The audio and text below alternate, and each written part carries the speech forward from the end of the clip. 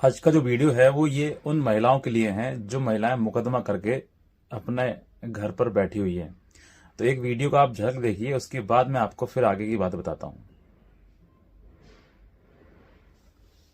कुछ लोग हमसे पूछा था कि तुम्हारा केस का फाइनल हो गया है। तो भैया तारीखें पड़ रही हैं विधूना में और रैया में।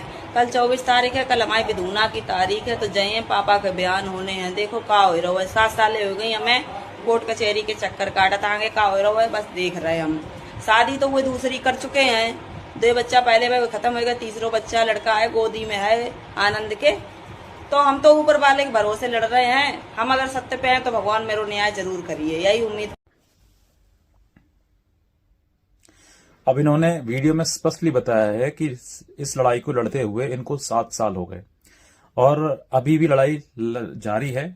आगे पता नहीं कितना समय लग जाएगा। दूसरा, इन्होंने ये कहा है कि उस लड़के ने शादी कर ली है, 2 बच्चे होकर पैदा होकर खत्म हो गए, अब लड़का है जो कि गोद में खेल रहा है। अब इस बात से उन महिलाओं के लिए ये एक सीख है कि आप ये कहते हैं ना कि कितना समय लग जाएगा, या फिर आपके द्वारा ये कहा जाता है कि भाई मुकदमा घर कोर्ट में जाओ और फटाफट उसको कुछ ना कुछ पति को सजा करवाओ और उसके बाद फिर आपका काम शुरू हो जाएगा। देखो, जितनी महिलाएं हैं मैं उनसे निवेदन पूर्वक कहना चाहता हूं कि आपके लिए कोर्ट कचहरी का रास्ता बिल्कुल ठीक नहीं है। क्यों नहीं है? क्योंकि अगर आपको परिवार बसाना है तो आप अपने परिवार के माध्यम से ही उस लड़ाई झगड़े को खत्म करें। अगर कोई चीज गलत है तो आप उन गलत रास्ते को या गलत चीजों को वहीं तक सीमित रखें, घर के 4 दीवारी तक। क्योंकि महिलाएं जो हैं अगर इतना आगे बढ़ जाती हैं कि कोर्ट कचहरी थाने तक हो जाता है, तो देखो मैं एक स्पष्टली बात बताता हूं, एक पुरुष हूं मैं, तो मैंने देखा है, वो रियलिटी में आपको बताता हूं कि पुरुष का कहीं ना कहीं अपमान होता ही है।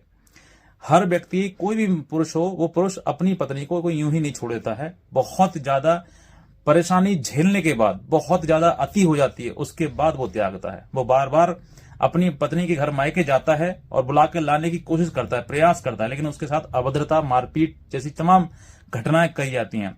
और उसके बाद फिर वो दहेज का मुकदमा दर्ज करवाती है कि तुझको जेल भिजवा दूंगी मैं और तुझे जेल का पानी पिलवा दूंगी। तो वो मुकदमा दर्ज करवाने के बाद वो फिर अपनी मनमानी ही करती है और उसको पति को कहीं ना कहीं जलील करने के लिए, उसको बेइज्जत करने के लिए, समाज में अपमान करने के लिए घर पे पुलिस भेज दी जाती है। और फिर तब जाके वो ये निर्णय लेता है कि अब इस महिला को साथ में नहीं रहना है।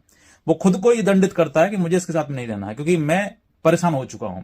तो ऐसी आप परिस्थिति खड़ी कर देते हैं कि वो पति जो है परेशान होकर आपको त्यागता है, आपको छोड़ता है और फिर आप भागते हैं कोर्ट कचहरी कानून की तरफ। तो देखो, इस वीडियो को आप फिर से देख लेना कि इस वीडियो में लड़की जो है वो कहीं ना कहीं अपनी परेशानी आपको बता रही है और कह रही है कि